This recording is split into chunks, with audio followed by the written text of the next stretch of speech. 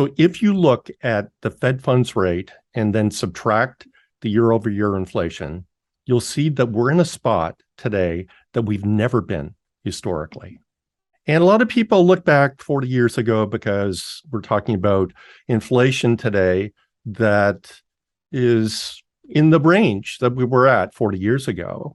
And what they don't realize is that it's worse than you think. So the inflation, the way it was calculated 40 years ago, was based upon housing prices. And housing is about a third of CPI. Today, we've got this smooth version of owner equivalent rent. And if you did the apples to apples comparison, where you calculated inflation like you did in 1981, the rate would be 12 or 13%. And we're looking at the 8.5%. Now, the reason I'm mentioning this is your particular example. So what was the Fed funds rate in 1981? 20 and a half. Meb, any guess? Rob just gave away the answer. Plus, I was only 5, so I would have to go to the 19%. Mhm. See, all you had to do back then and just buy some zero coupon bonds and go away for 40 years. That was the right trade at that point. So can I throw in another dynamic that is kind of below the radar screen?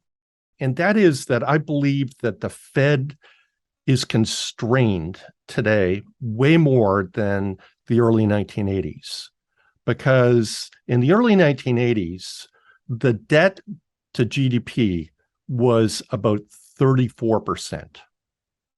And today, it's over 100%.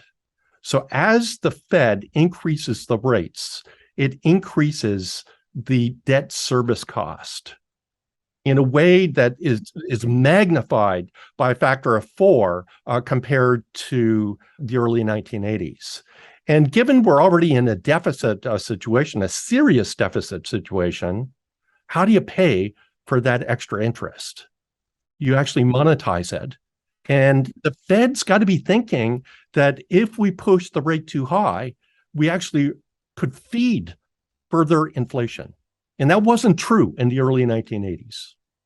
Here's a fun thought experiment. Suppose Powell channels his inner Volcker and says, Volcker took the rate to an all-time peak of 20 and a half ever so briefly. Inflation correctly measured is about the same as it was back then. I'm going to do that.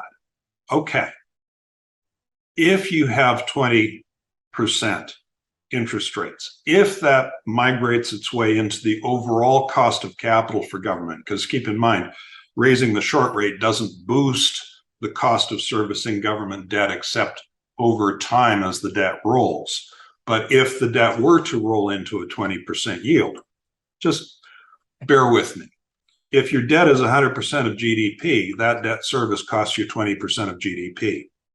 20% of GDP is 100% of the tax revenues the feds work with, 100%. So the entirety of tax revenues would have to go to servicing debt, 0 to any of the things that the government does that ostensibly make our lives better.